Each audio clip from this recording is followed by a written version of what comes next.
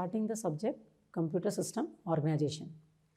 इस सब्जेक्ट में हमको कंप्यूटर के कौन कौन से डिफरेंट कंपोनेंट्स है, हाउ दिस कंपोनेंट्स वर्क, और इन कंपोनेंट्स में आपस में क्या रिलेशन है, ये डिस्कस करना है। तो पहले हम डिस्कस कर रहे हैं what are the major components of computers. तो first component is input unit.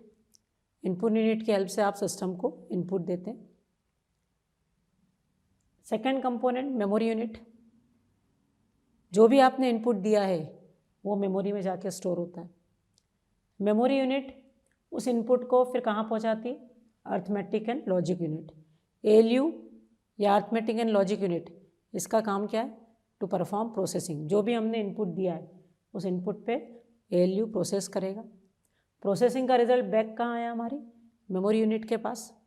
Memory unit उस रिजल्ट को कहाँ सेंड कर देगी? To output unit.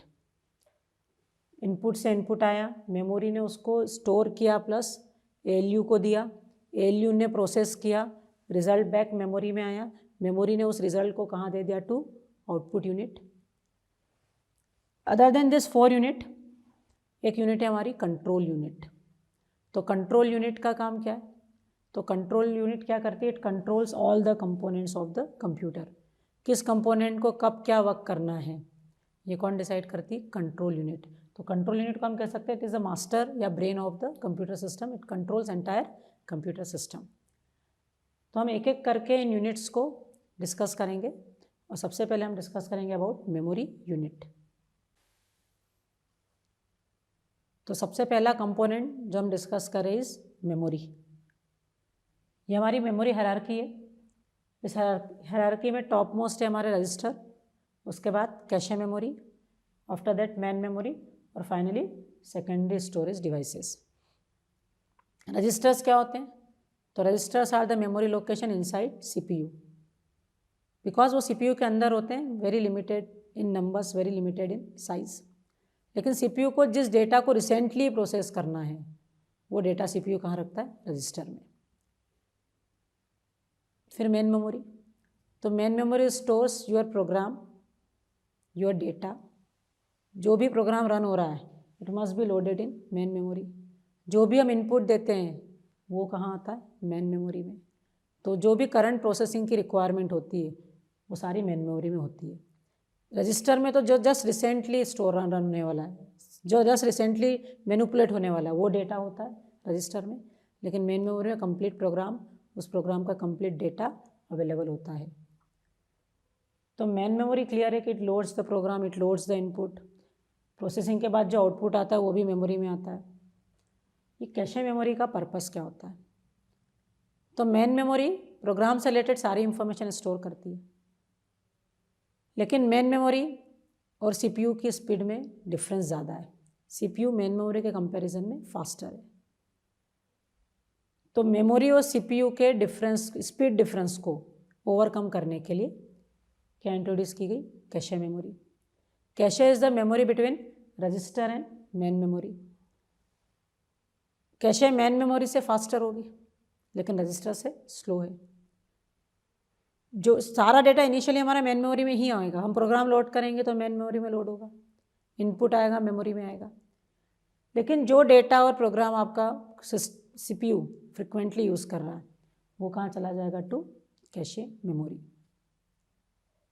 तो cache memory load recently access use data, recently use programs and so on. तो it is faster memory than main memory, और जिस data को फ्रिक्वेंटली यूज़ करना है वो CPU कहाँ स्टोर करता है? कैशे में। लेकिन हायरार्की में तीनों मेमोरी जो है वो टेम्पररी मेमोरी है। आप जैसे ही पावर ऑफ करेंगे रजिस्टर में, कैशे में, मेमोरी में जो भी होगा वो मेन मेमोरी में जो भी होगा वो डिलीट होगा। परमानेंटली आपको स्टोर करना है तो आपके पास क्या है? Secondary storage devices.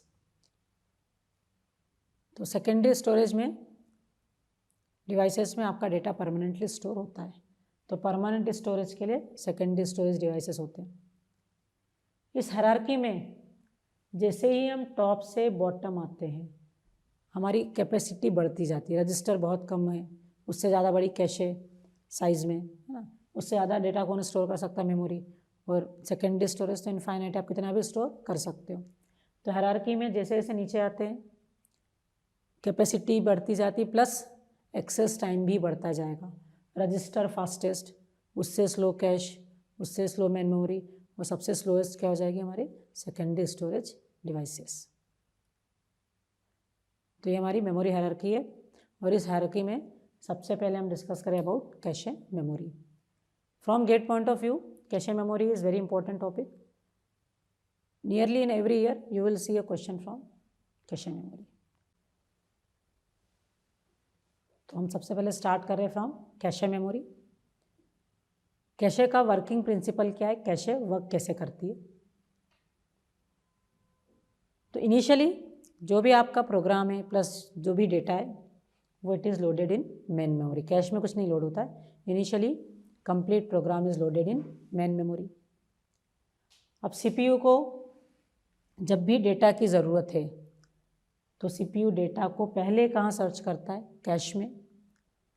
कैश में नहीं मिला तो इसको हम क्या कहते हैं कि कैश क्या हो गई, मिस हो गई। तो पहले डेटा कहाँ सर्च होता है, with in the cash. Cash में डेटा नहीं मिला इस कैश मिस।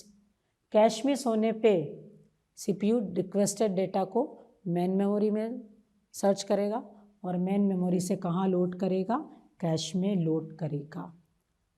तो जिस डेटा की रिक्वेस्ट आई कैश में नहीं है, कैश मिस होने पे वो डेटा मेमोरी से कैश में आ गया। अब सेकेंड टाइम अगर उस डेटा की रिक्वेस्ट आएगी तो वो डेटा डेफिनेटली हमको कहाँ मिलेगा, कैश में मिलेगा, and that is cache hit. Cash में डेटा मिलना कैश हिट, कैश में डेटा नहीं मिलना कैश मिस होने पे सीपीयू डेटा को मेमोरी से कहाँ लेके आ रहा है, कैश में।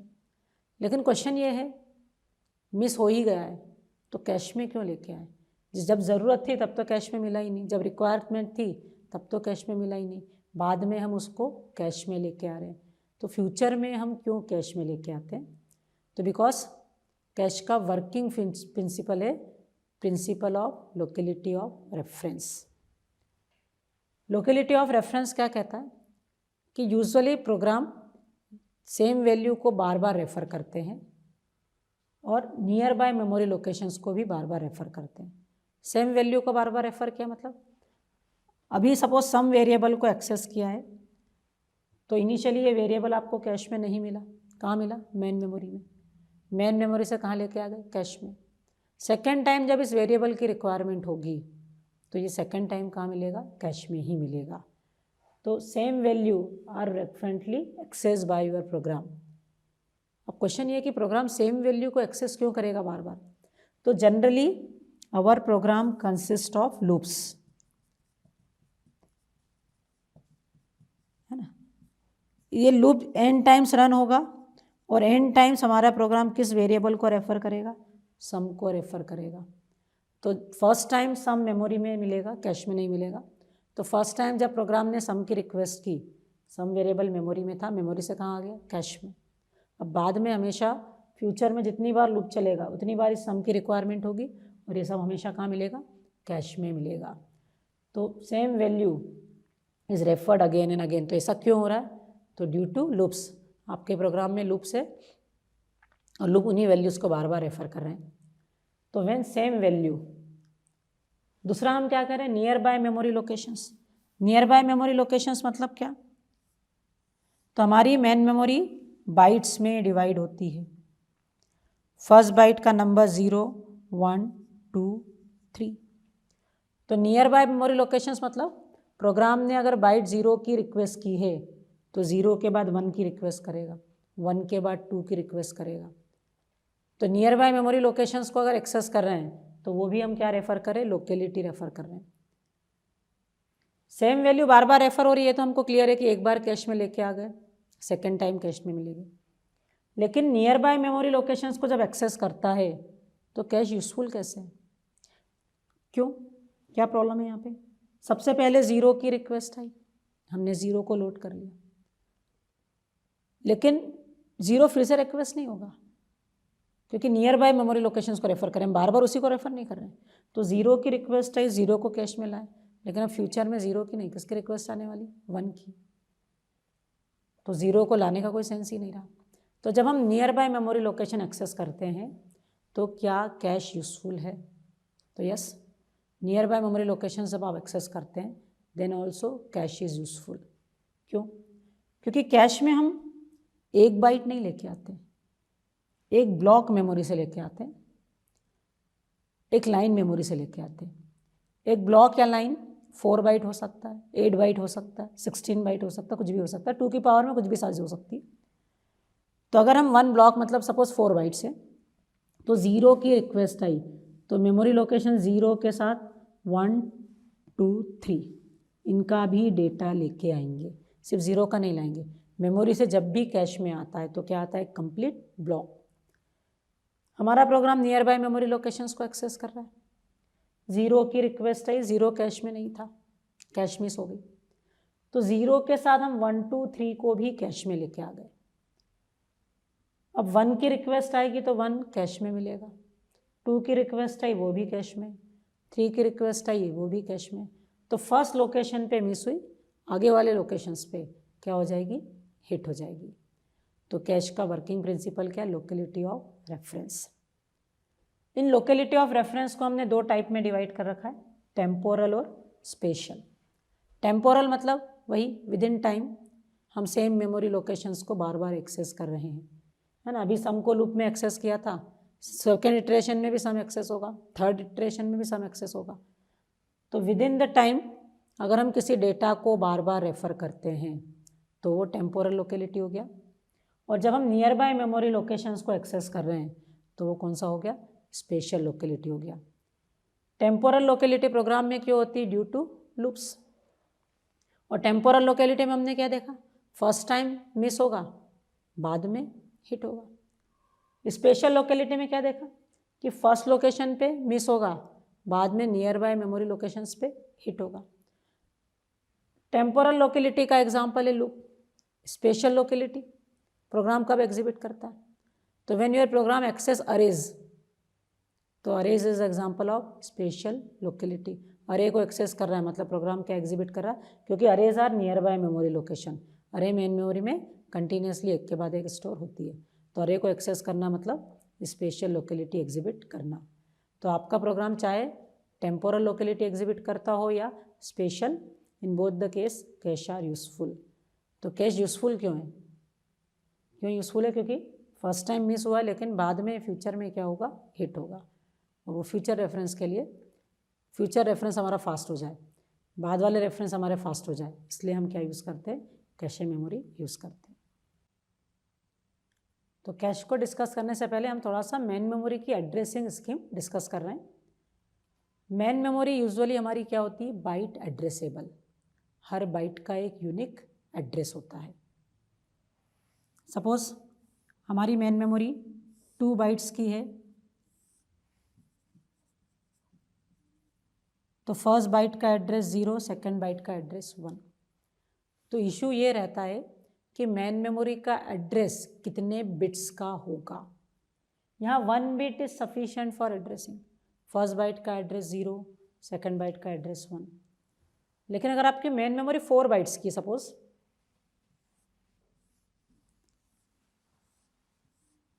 तो क्या 1 बिट का एड्रेस सफिशिएंट होगा? तो 1 बिट में फर्स्ट बाइट का एड्रेस 0, सेकेंड का 1, थर्ड का 0, फोर्थ का 1, क्योंकि आप एड्रेस केवल कितना बड़ा यूज़ कर रहे हैं? 1 बिट का। तो 2 बिट के सेम एड्रेस हो गए।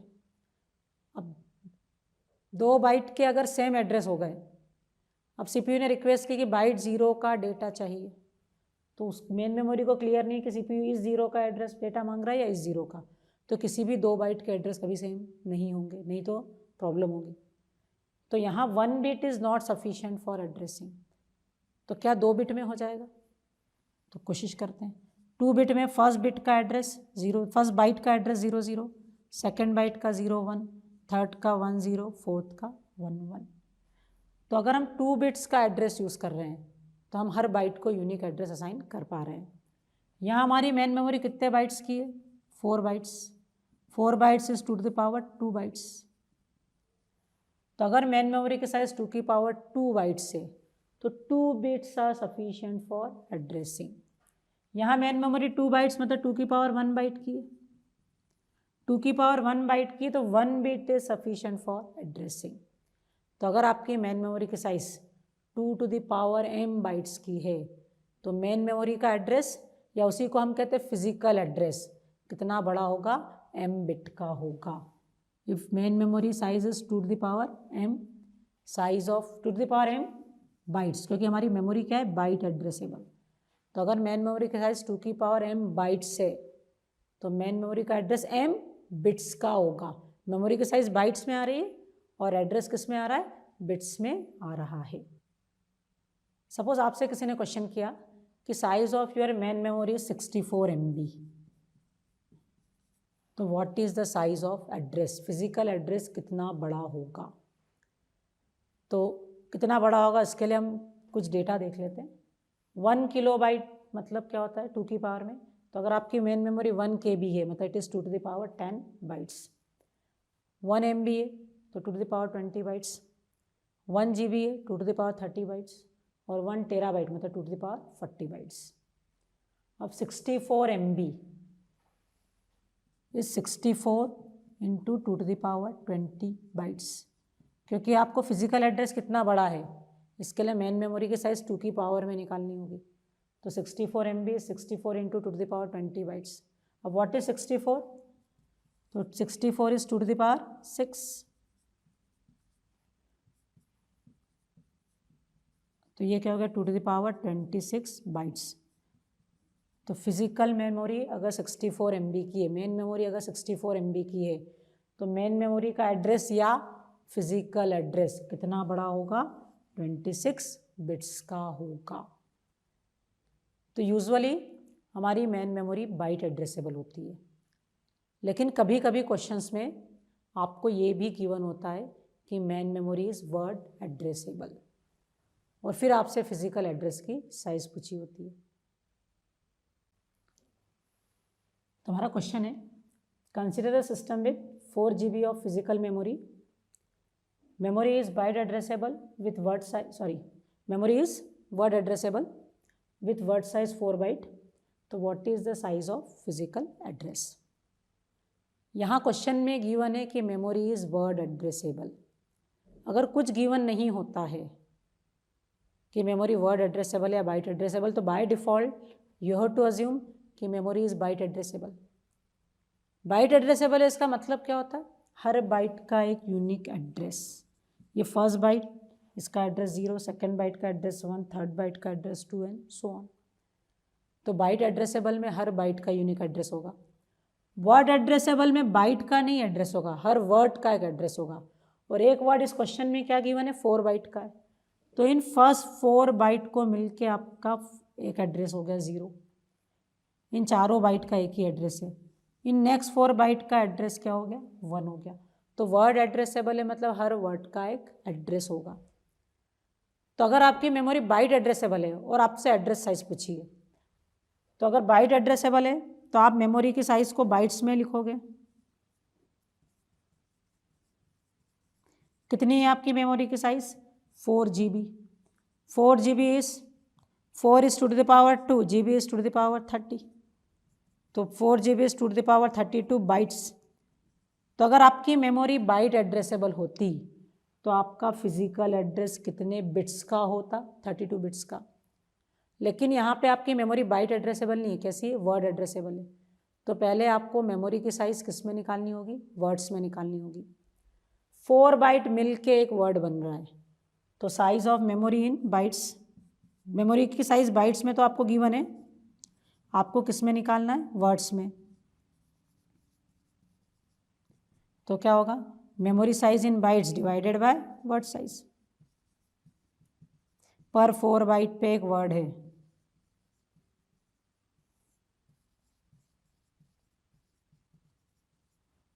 तो मेमोरी साइज इन बाइट्स कितनी तरह की, 2 to the power 32 bytes.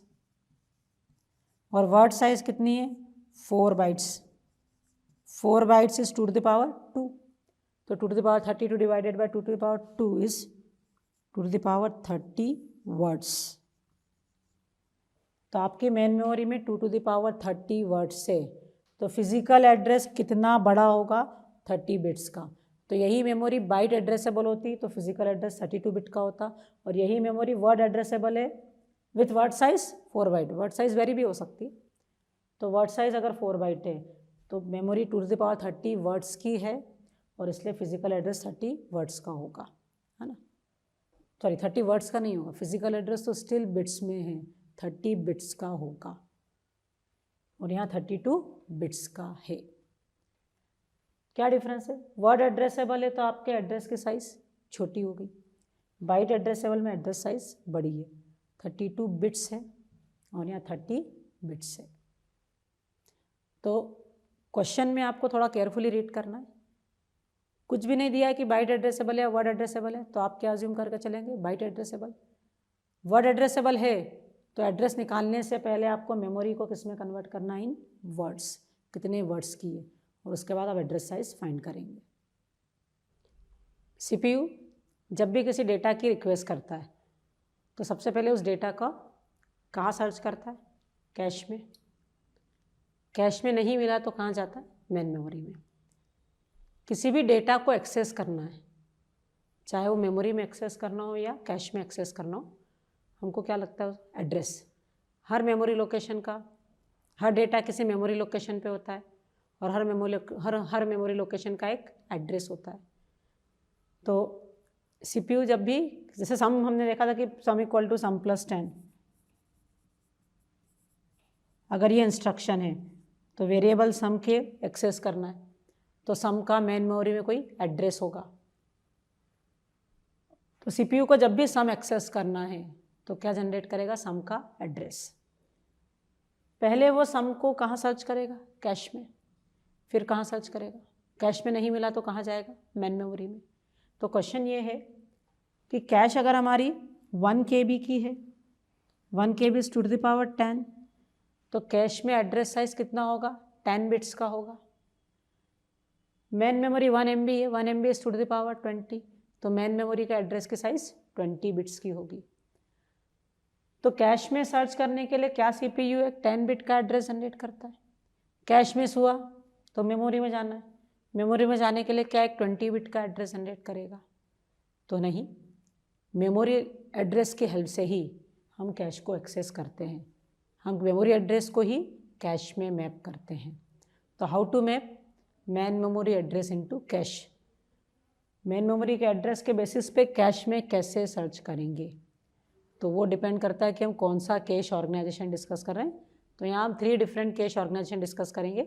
Very first is direct map cash, second is set associative cash, third is fully associative cash. ये ऑर्गेनाइजेशन बताते हैं कि मेन मेमोरी के एड्रेस को कैश में कैसे मैप करना है, क्योंकि CPU always generates the address of main memory not cash. तो वेरी फर्स्ट कैश ऑर्गेनाइजेशन जो हम डिस्कस कर रहे is direct mapped cash. In direct map cash, cash is divided into lines और ब्लॉक्स। और डायरेक्ट मैप नहीं, कोई भी कैश हो, कैश लाइंस या ब्लॉक्स में डिवाइड होती है। Block size 4 byte, 8 byte, 16 byte कुछ भी हो सकती है, 2 की पावर में 32। सपोज अगर कैश ब्लॉक साइज 4 बाइट है तो ये एक 4 बाइट का ब्लॉक, ये नेक्स्ट 4 बाइट का ब्लॉक एंड सो ऑन। तो हमने कैश को ब्लॉक्स में डिवाइड किया है। सिमिलर वे में हमने मेमोरी को भी 4 बाइट्स के ब्लॉक्स में डिवाइड करा है। कैश में total 8 blocks are there, memory में 128 blocks are there. 1 memory block will map to 1 cache block. एक मेमोरी ब्लॉक एक कैश ब्लॉक से मैप होगा। तो डायरेक्ट मैप में ये मैपिंग कैसे होती है? Which memory block will map to which cache block? तो सबसे पहले वेरी फर्स्ट है हमारा मेमोरी ब्लॉक 0। तो memory block 0 always maps to cache block 0। Direct map में ये मैपिंग फिक्स है, मेमोरी ब्लॉक 0 कैश ब्लॉक 0 में ही आएगा और कहीं नहीं आ सकता।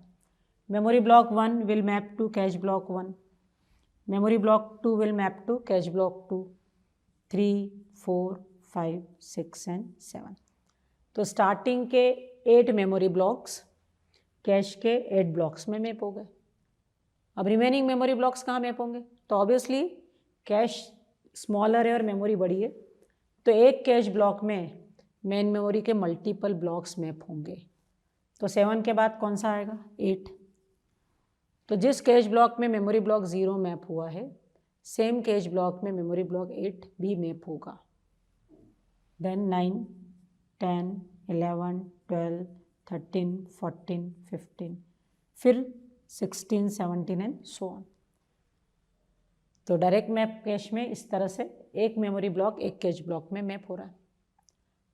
अब हमसे पूछा गया कि मेमोरी ब्लॉक 123 या 126 किस कैश ब्लॉक में मैप होगा।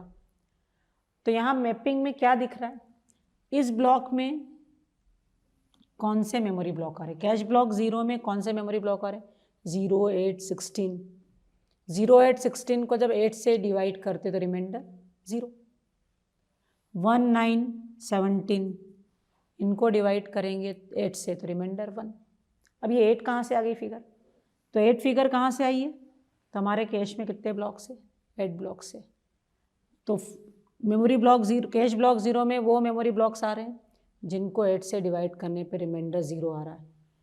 मेमोरी ब्लॉक इसमें कौन से मेमोरी ब्लॉक आ रहे हैं, कैश ब्लॉक 1 में कौन से मेमोरी ब्लॉक्स आ रहे हैं जिनको 8 से डिवाइड करने पे रिमाइंडर 1, यहाँ 8 से डिवाइड करने पे रिमाइंडर 2। 7 ब्लॉक में कौन से आ रहे हैं, ब्लॉक नंबर 7 में, तो जिनको 8 से डिवाइड करने पे रिमाइंडर 7।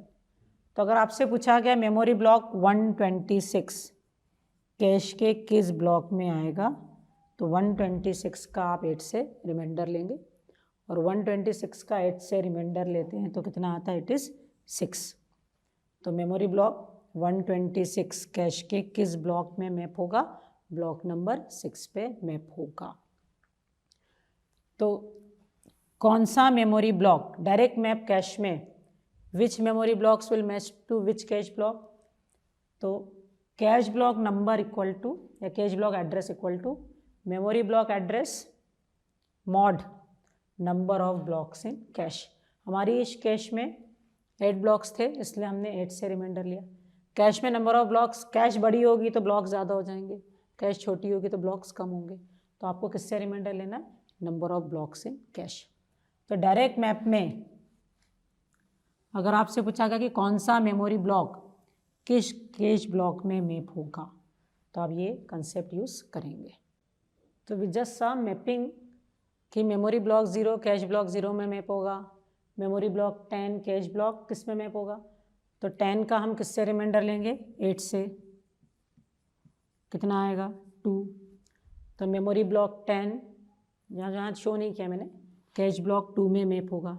तो कौन सा मेमोरी ब्लॉक किस कैश ब्लॉक में मैप होगा, ये हमने मैपिंग देखी in case of direct map cash. हमारी मेन मेमोरी बाइट एड्रेसेबल होती, हर बाइट का एक एड्रेस होता है। अच्छा, ये हमने कैश का एक ब्लॉक ड्रॉ कर रखा है, एक ब्लॉक में देयर आर 4 बाइट्स। तो जब भी मेमोरी से कैश में एक ब्लॉक आएगा तो मतलब बेसिकली कितनी बाइट्स आएगी, 4 बाइट्स आएंगी। हर बाइट का एक यूनिक एड्रेस होगा क्योंकि हमारी मेमोरी कैसी, बाइट एड्रेसेबल। ब्लॉक 0 की फर्स्ट बाइट का एड्रेस 0 होगा, उसके बाद 1, 2, 3, 4, 5, 6, 7, 8, 9, 10, 11, 12, 13, 14, 15 एंड सो ऑन, है ना। ब्लॉक 0 में कौन कौन सी बाइट्स एड्रेस आ रहे हैं, तो इट इज 0, 1, 2, 3। तो block address are different and byte address are different. Block 1 में कौन कौन से एड्रेस आ रहे हैं, 4, 5, 6, 7। तो बाइट, ये मैंने जो 4, 5, 6, 7 लिख रखे हैं ये बाइट एड्रेस है, और ये जो 0, 1, 2, 3, 4 लिख रखे हैं ये ब्लॉक एड्रेस है। सीपीयू को कभी पूरा ब्लॉक नहीं पढ़ना होता, सीपीयू हमेशा एक बाइट, क्योंकि मेमोरी बाइट एड्रेसेबल है तो usually CPU request for 1 byte. तो सीपीयू ब्लॉक का एड्रेस नहीं देता है, क्या देता है, बाइट का एड्रेस। अगर सीपीयू को ये मेमोरी लोकेशन 10 का डेटा रीड करना है तो CPU request for the memory location 10 byte address देगा, ये नहीं बोलेगा कि मुझे ब्लॉक 2 का एड्रेस डेटा चाहिए। सीपीयू क्या रिक्वेस्ट करेगा कि ब्लॉक 10 का डेटा, ब्लॉक 10 का नहीं, मेमोरी एड्रेस 10 का डेटा चाहिए।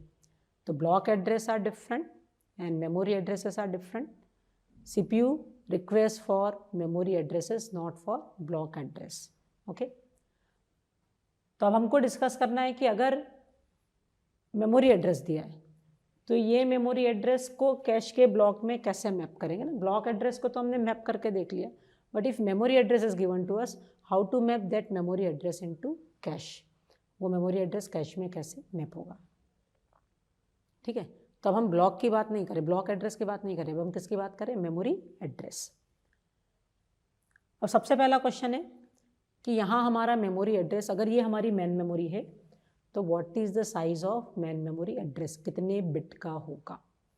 तो कितने बिट का होगा, तो हमारी मेन मेमोरी में कितने ब्लॉक्स है, 128। 128 मतलब कितना, 2 to the power 7। तो in main memory there are 2 to the power 7 block, और हर ब्लॉक में there are 4 bytes, 2 to the power 2 bytes. तो टोटल मेन मेमोरी में कितनी बाइट्स हो गई, 2 to the power 9 बाइट्स। तो size of main memory is 2 to the power 9 bytes, इसलिए मेमोरी एड्रेस कितना बड़ा होगा, 9 बिट का होगा। ओके। तो अगर सीपीयू को मेमोरी एड्रेस 10 के डेटा की ज़रूरत है तो सीपीयू एक 9 बिट का एड्रेस जनरेट करेगा। 10 का बाइनरी क्या होता है, 1010, लेकिन ये 4 बिट का ही है, बट फिजिकल एड्रेस 9 बिट का है, तो CPU will generate a 9 bit address.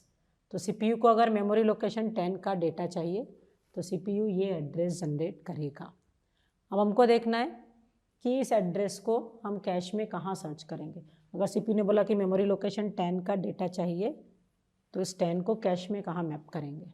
Okay. तो अब हम डिस्कस करें how to map a memory address into cache address. इस मेन मेमोरी के एड्रेस को, अच्छा ये हमारे मेन मेमोरी के ब्लॉक्स हैं, वन ब्लॉक से लाइन एक ही बात है ना। तो हमारी मेन मेमोरी में देयर आर 128 ब्लॉक्स, हर ब्लॉक में 4 बाइट्स हैं। अगर हम ब्लॉक की बाइट्स को नंबर करें, और मैं बाइनरी में नंबर लिख रही हूँ, तो फर्स्ट बाइट का नंबर 00, क्योंकि 4 बाइट्स से 4 is 2 to the power 2, तो अगर हम बाइट्स को नंबर करेंगे तो 2 bits are sufficient for numbering. तो हम बाइट नंबर कर रहे हैं 00, 01, 10, 11। ये ब्लॉक 0 की 0th बाइट है, ये ब्लॉक 0 की फर्स्ट बाइट है, ये ब्लॉक 0 की सेकंड बाइट है, और ये ब्लॉक 0 की थर्ड बाइट है। तो विद इन द ब्लॉक हमने बाइट को क्या किया, नंबर किया। अब ये हमारा मेन मेमोरी का एड्रेस है 10। इसको कैश में मैप करने के लिए फिलहाल हम इसको 2 पार्ट में डिवाइड करें, block number and offset. Last 2 bit क्या बता रही है, ऑफसेट कि ब्लॉक की कौन सी बाइट है, सेकंड बाइट, और ये क्या बता रही है, ब्लॉक नंबर। तो अगर सीपीयू ने मेमोरी एड्रेस 10 की रिक्वेस्ट की तो मेमोरी एड्रेस 10 मतलब ब्लॉक नंबर 2 ऑफसेट 2। तो ब्लॉक नंबर 2 ऑफसेट 2 पे आपको मेमोरी एड्रेस 10 मिलेगा, है ना।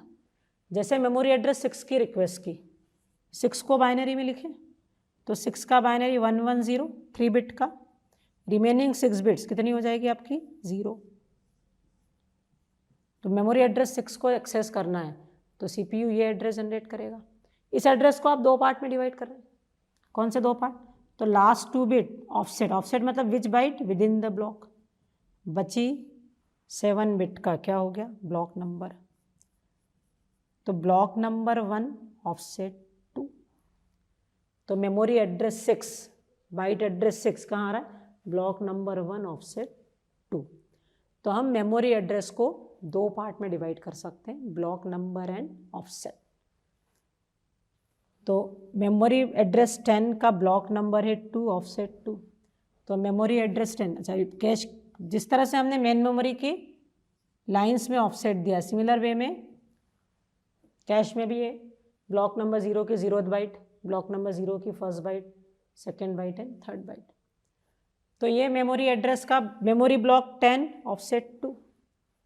मेमोरी ब्लॉक 10 कैश के, सॉरी मेमोरी एड्रेस 10 में block number 2 offset 2, memory block 2 offset 2। Memory block 2 कहाँ मैप होगा, कैश ब्लॉक 2 में मैप होगा, है ना, 2 mod a is 2। तो मेमोरी ब्लॉक 2 कैश ब्लॉक 2 में मैप होगा। तो ये मेमोरी लोकेशन 10 ब्लॉक नंबर 2 के ऑफसेट 2 पे आएगा। तो मेमोरी लोकेशन 10 का डेटा कैश के इस लोकेशन पे मैप होगा। 10 के साथ क्या आएगा, तो 10 के साथ वही डेटा आएगा जिनका ब्लॉक नंबर 10 के ब्लॉक नंबर के इक्वल होगा, ब्लॉक नंबर 2 होगा, लेकिन केवल क्या डिफरेंस होगा उनमें, ऑफसेट का। 2 बिट में क्या क्या ऑफसेट पॉसिबल है, 0 0 0 1, block number will remain same, only offset will change.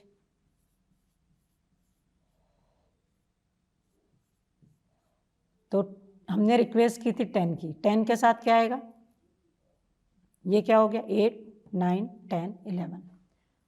तो ऑफसेट 0 पे कौन आएगा, मेमोरी लोकेशन 8 का डेटा, ऑफसेट 1 पे मेमोरी लोकेशन 9, ऑफसेट 2 पे 10 और ऑफसेट 3 पे कौन आएगा, मेमोरी लोकेशन 11 का डेटा। और वैसे भी ब्लॉक नंबर 2 में 8 9 10 11 थे, तो ये पूरे के पूरे एक साथ कैश में आएंगे। तो block number memory address 10 cash block 2 में ऑफसेट 2 पे में पूरा 10 के साथ 8 9 10 11 चारों कैश में आए हैं। तो अभी हमने क्या देखा कि CPU generates the address of byte, byte address generate करता है, और उस बाइट एड्रेस को हमने 2 पार्ट में डिवाइड किया, block number and offset. Block number, memory block number and offset. और फिर उस मेमोरी ब्लॉक नंबर को देख के हम डिसाइड करते हैं कि वो मेमोरी ब्लॉक नंबर कैश के किस ब्लॉक में मैप होगा। जैसे एक और एग्जांपल करते हैं,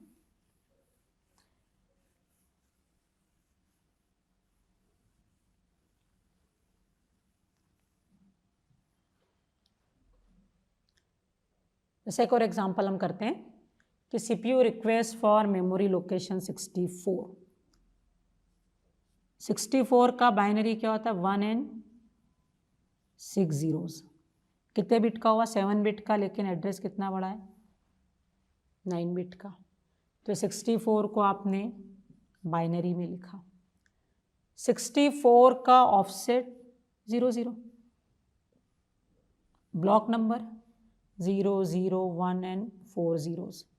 1 and 4 zeros क्या होता है, 16। तो 64 मतलब कहाँ मिलेगा, मेमोरी ब्लॉक 16 के ऑफसेट 0 पे। तो मेमोरी ब्लॉक 16 जहाँ कहीं होगा उसके ऑफसेट 0 पे बाइट एड्रेस 64 प्रेजेंट होगा। अब ये बाइट एड्रेस 64 में मेमोरी ब्लॉक नंबर क्या आ रहा है, 16। मेमोरी ब्लॉक 16 कैश के किस ब्लॉक में मैप होगा, तो 16 mod 8 कितना होगा, 0। तो मेमोरी ब्लॉक 16 कैश ब्लॉक 0 पे मैप होगा। तो 64 belongs to memory block 16, memory block 16 maps to cache block 0। 64 इन चारों बाइट में से कहाँ आएगा, तो 64 का ऑफसेट कितना है, 0 0।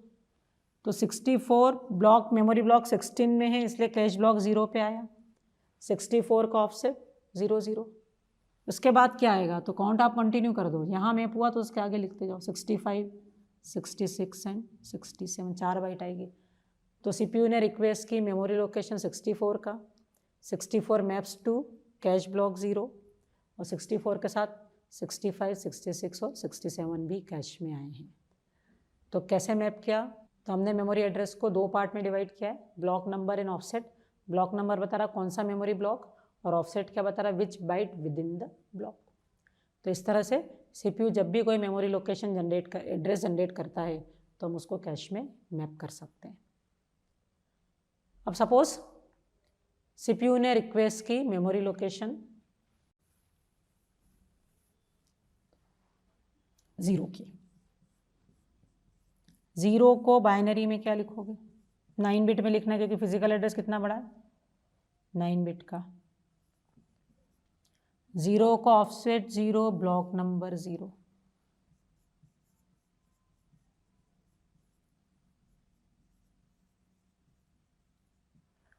तो मेमोरी एड्रेस 0 का मेमोरी ब्लॉक नंबर 0 है, ऑफसेट 0। मेमोरी ब्लॉक 0 कैश के किस ब्लॉक में मैप होगा, तो memory block 0 maps in the cash block 0।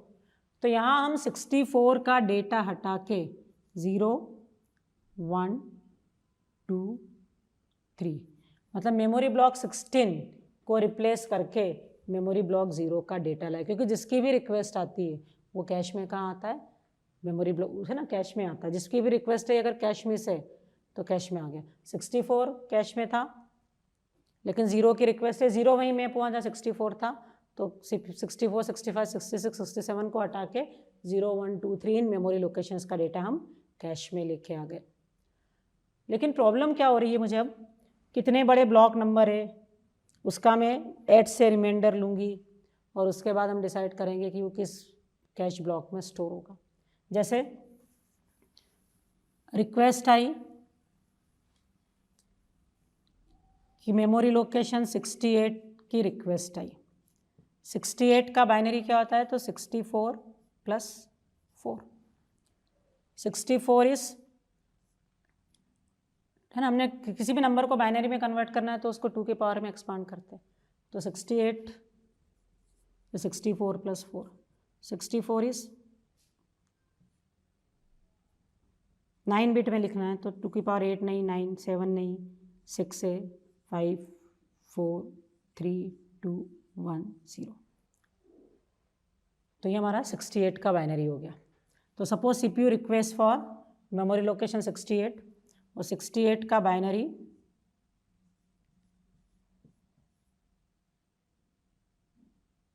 ये हो गया, है ना। अब ये 68 में 00 क्या हो गया, ऑफसेट, और ये पूरा क्या हो गया, block number, memory block number. अब ये मेमोरी ब्लॉक कैश के किस ब्लॉक में मैप होगा, तो आप ये इसका 1001 17, 17 का किससे रिमाइंडर लेते हो, 8 से। अब ये रिमाइंडर लेना मतलब CPU का टाइम कंज्यूम करना, तो हम ये चीज़ अवॉइड करना चाहते हैं, इस एड्रेस मैपिंग को और सिंपल करना चाहते हैं। तो इस मैपिंग को सिंपल करने के लिए हम इस मेमोरी ब्लॉक नंबर को फर्दर 2 पार्ट में डिवाइड कर रहे हैं। तो memory block number further divided in the 2 parts, tag and index. Mapping को ही ना, हमारा ये ब्लॉक नंबर है पूरा, और इस ब्लॉक नंबर को हम 2 पार्ट में डिवाइड कर रहे हैं। कौन से 2 पार्ट में, टैग एंड इंडेक्स। इंडेक्स क्या बताता है, कैश का लाइन नंबर। कैश में कितनी लाइन्स है, 8 लाइन्स है। अगर 8 में तो 2 to the power 3, तो अगर इन लाइन्स को नंबर देना बाइनरी में, तो how many bits are required, 3 bits are required.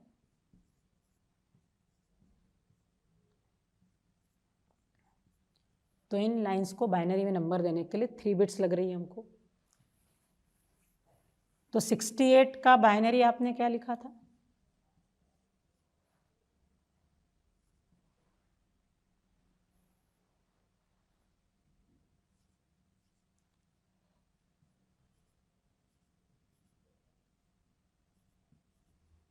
ये 68 बाइनरी में था। ये तो क्या हो गया, ऑफसेट। अब ये ब्लॉक नंबर को हम 2 पार्ट में डिवाइड करेंगे, टैग और इंडेक्स।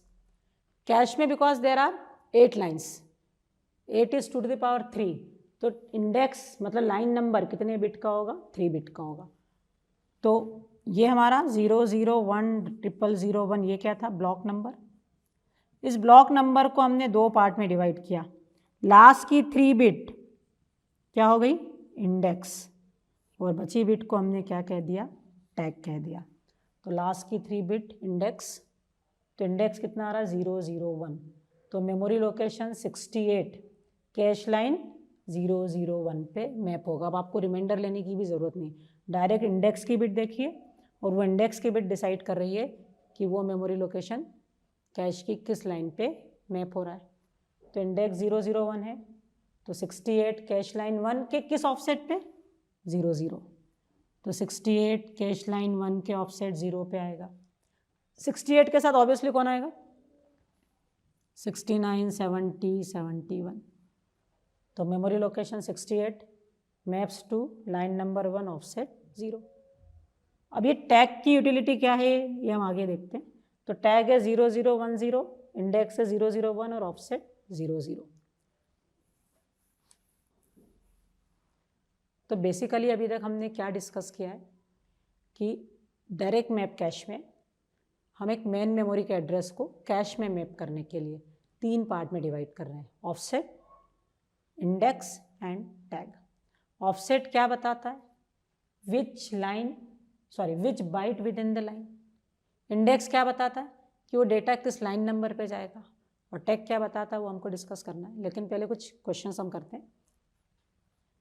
तो suppose CPU request for memory location 100 का बाइनरी क्या होगा 9 बिट्स में, तो 100 इज 64 + 32 + 4, तो क्या हो जाएगा 9 बिट में लिखना, तो 0 0 1 1 0 0 1 0 0, इट इज 100। ठीक है, 100 का ऑफसेट 0, लाइन नंबर 1, और ये क्या हो गया टैग। तो 100 कहाँ मैप होगा, ऑफसेट 0, लाइन नंबर 1। यहाँ 100 मैप होगा तो 100 के साथ क्या आएगा 101, 102 और 103। एक और एग्जांपल लेते हैं हम,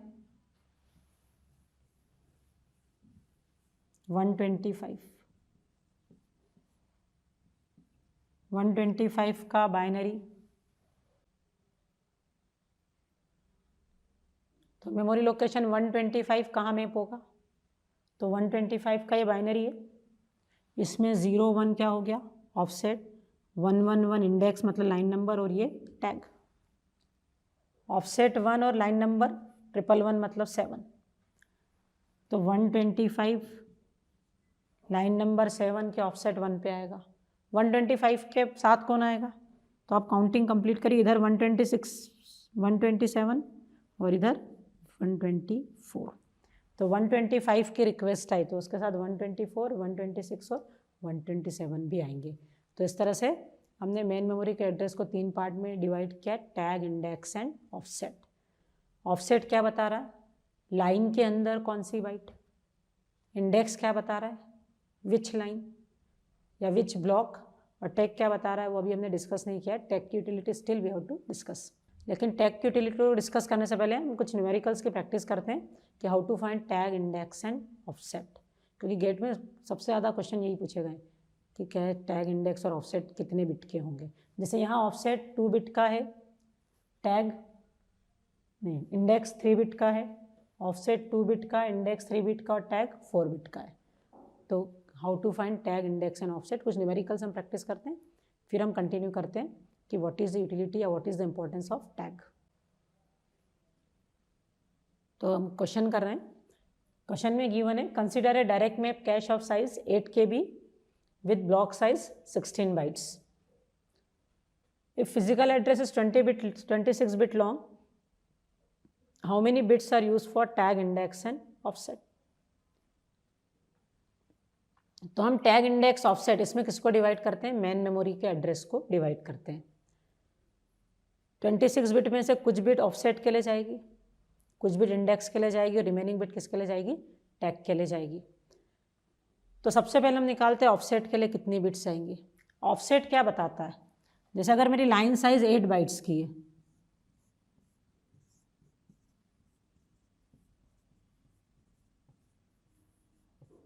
लाइन साइज 8 बाइट की, तो ऑफसेट क्या बताता है which byte within the line. तो लाइन साइज 8 बाइट की है, 8 is 2 to the power 3, तो हर बाइट को नंबर देने के लिए आपको कितनी बिट लगेगी, 3 बिट।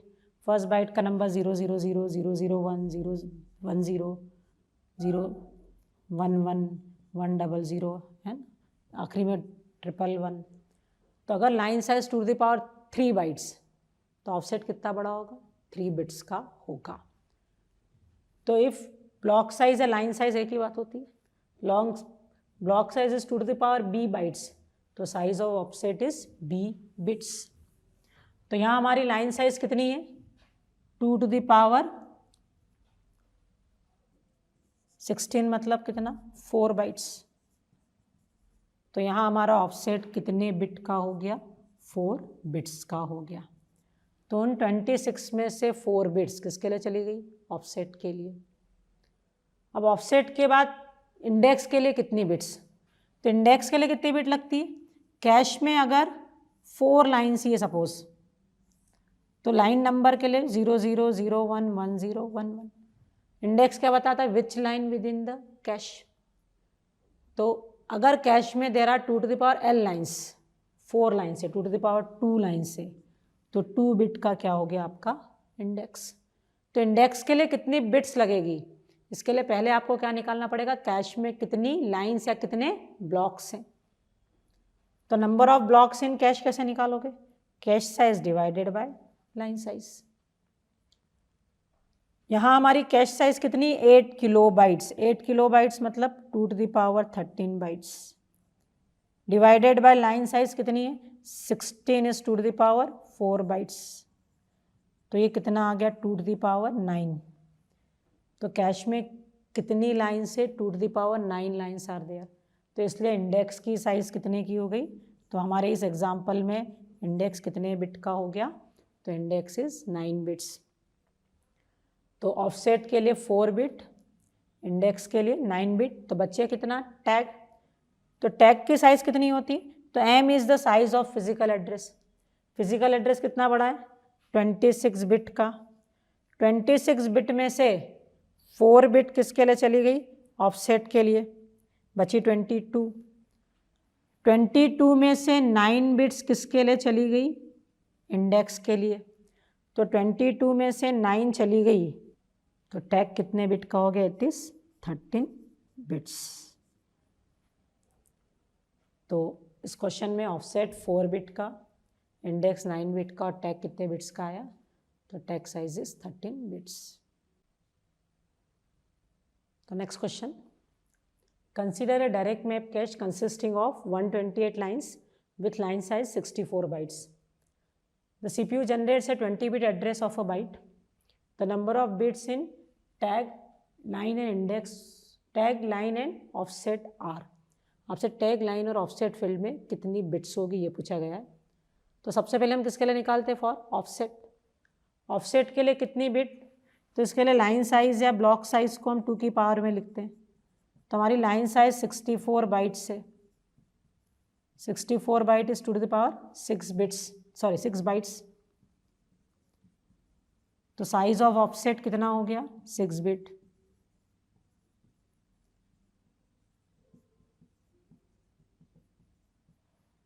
तो लाइन साइज 2⁻6, तो ऑफसेट 6 बिट का। अब इंडेक्स, ये लाइन नंबर मतलब इंडेक्स, ऑफसेट तो ठीक है, यहाँ डिफरेंट क्या है, लाइन नंबर पूछा, लाइन नंबर और इंडेक्स एक ही बात है। तो लाइन नंबर कितने का होगा, इसके लिए नंबर ऑफ लाइन्स या नंबर ऑफ ब्लॉक्स निकालना है।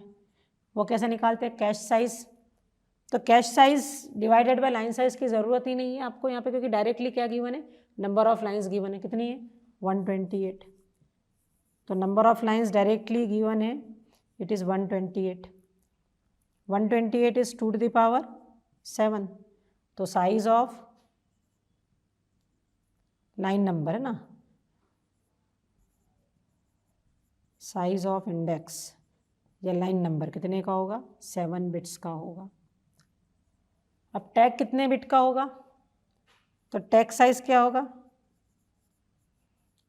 फिजिकल एड्रेस कितना बड़ा है 20, इस 20 बिट में से 7 बिट इंडेक्स की चली गई और 6 बिट ऑफसेट की चली गई, तो 20 - 13 ये कितना हो गया 7। तो टैग की साइज कितनी हो गई 7 बिट्स की। तो फिजिकल एड्रेस में से 7 बिट टैग, 7 बिट इंडेक्स और 6 बिट का ऑफसेट। तो next question, consider a direct map cash of size 8 KB with line size 128 bytes. The system has a physical memory of 1 MB. The memory address 0B725H is generated by the CPU. The value of tag field of address in binary is. आपको एक memory address दिया है और उस memory address में tag field की value क्या होगी वो आपसे पूछी गई है। तो सबसे पहले तो हमने पढ़ा है कि मेमोरी एड्रेस को 3 पार्ट में डिवाइड करते हैं, टैग, इंडेक्स और ऑफसेट। तो सबसे पहले तो हमको क्या निकालना होगा कि कितने बिट का टैग है, कितने बिट का इंडेक्स और कितने बिट का ऑफसेट। तो सबसे पहले हम स्टार्ट करते हैं फ्रॉम ऑफसेट। ऑफसेट कहाँ से निकालते हैं, तो लाइन साइज कितनी है 128 बाइट्स।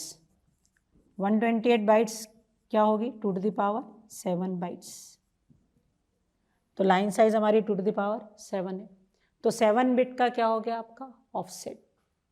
अब इंडेक्स कितने बिट का होगा, तो इंडेक्स कितने बिट का होगा, इसके लिए आपको कैश में क्या निकालनी पड़ेगी, नंबर ऑफ लाइन्स।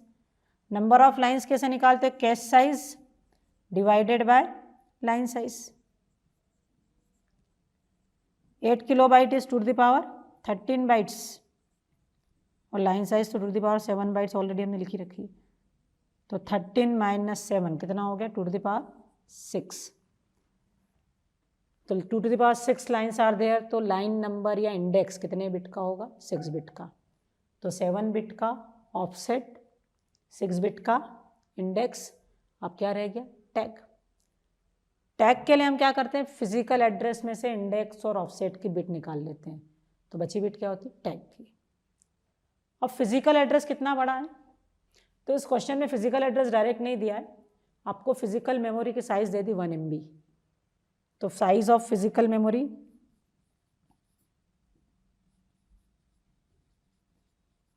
कितना दिया, 1 MB, और 1 MB कितना होता है, two to the power 20 bytes.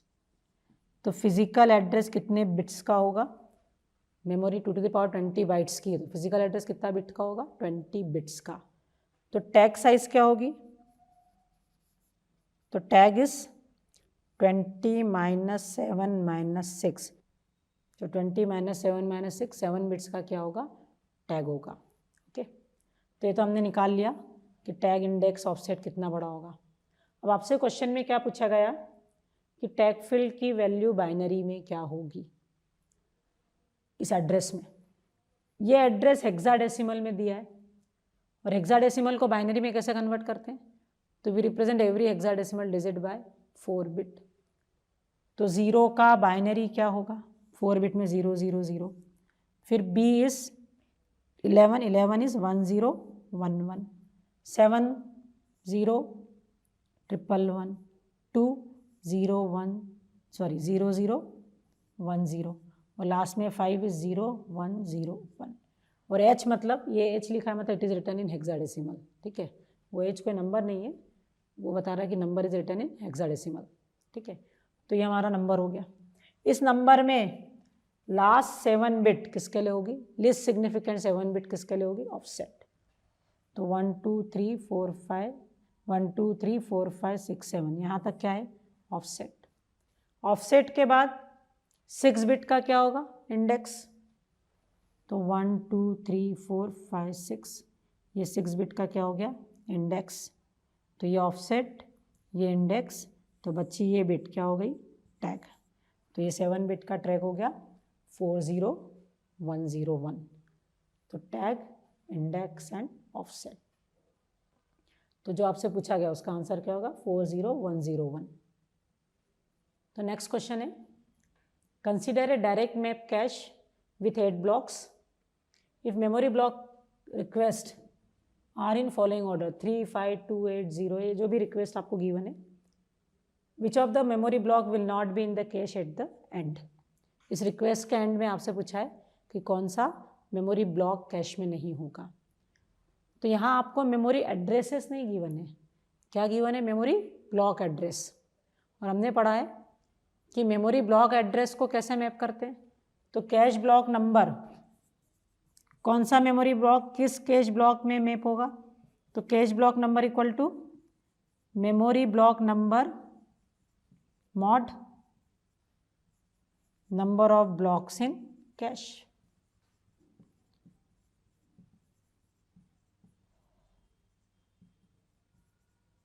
है ना, तो यहाँ पे हमारे कैश में कितने ब्लॉक से, डायरेक्ट गिवन 8 ब्लॉक से, तो आपको 8 से रिमाइंडर लेके करना है ना, या मेमोरी ब्लॉक एड्रेस। ये आपको क्वेश्चन में बहुत केयरफुली देखना है कि मेमोरी एड्रेस गिवन है या मेमोरी ब्लॉक एड्रेस गिवन है।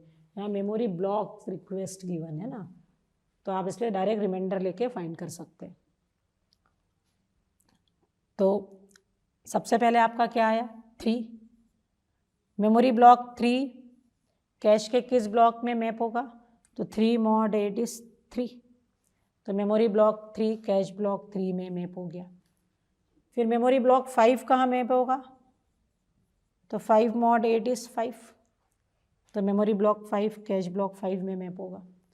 फिर 2 कहाँ मैप होगा, तो 2 mod 8 इज 2। तो 2 2 में मैप होगा। फिर 8 कहाँ मैप होगा, तो 8 का 8 से रिमाइंडर लेंगे कितना, 0। तो मेमोरी ब्लॉक 8 कैश ब्लॉक 0 में मैप होगा। फिर 0 कहाँ मैप होगा, तो 0 mod 0 is again 0 mod 8 is again 0। तो 8 को रिप्लेस करके यहाँ कौन आएगा, 0 आएगा। फिर 63, तो 63 mod 8, 63 को 8 से डिवाइड करेंगे, रिमाइंडर कितना आता है, 7। तो 63 will map to cache block 7। फिर 9 mod 8 कितना होगा, 1, तो 9 मैप्स टू कैश ब्लॉक 1। फिर 16 mod 8 0, तो यहाँ पे 0 प्रेजेंट था, मेमोरी ब्लॉक 16 आ जाएगा। फिर 20 mod 8 कितना होगा, 4, तो 20 मेमोरी ब्लॉक 4 पे आ जाएगा। फिर 17 mod 8 कितना होगा, 1, तो 17 मेमोरी ब्लॉक 1 पे आएगा। मेमोरी ब्लॉक 1 पे ऑलरेडी 1 था, तो 1 को रिप्लेस करके 17 आया। फिर 25 का 8 से रिमाइंडर लेंगे तो अगेन कितना आएगा, 1 ही आएगा। तो 17 को रिप्लेस करके 25 यहाँ आ गया। फिर 18 mod 8, रिमाइंडर कितना, 18 को 8 से डिवाइड करेंगे तो रिमाइंडर कितना, 2। ब्लॉक 2 पे 2 है, तो 2 को रिप्लेस करके कितना आया, 18। नेक्स्ट है 30 को 8 से डिवाइड करेंगे तो रिमाइंडर कितना आएगा, 6। तो 30 कहाँ आ जाएगा, ब्लॉक 6 पे आ जाएगा। फिर 24 को 8 से डिवाइड करेंगे तो रिमाइंडर 0, 24 इज डिविजिबल ऑफ 8। फिर 2 को 8 से डिवाइड करेंगे तो रिमाइंडर 2। ब्लॉक 2 पे लेकिन ऑलरेडी 18 है, तो 18 की जगह फिर से क्या आएगा, 2। 63 ऑलरेडी प्रेजेंट है, तो रिप्लेस नहीं होगा, नया लाने की ज़रूरत ही नहीं। 5 ऑलरेडी प्रेजेंट है। 82 का 2 से रिमाइंडर लेंगे तो इट इज़ 2, तो 82 ब्लॉक नंबर 2 में आएगा। 17 ब्लॉक नंबर 1 में मैप होगा। 24 ऑलरेडी है, तो हमारा ये सीक्वेंस एंड हो गया। अब इसमें से पूछा इनमें से कौन सा नहीं होगा, तो 3 है, 18 नहीं है, 20 है और 30 है। तो इन चारों में से एंड में कौन नहीं है, 18 नहीं है। तो करेक्ट आंसर इज 18।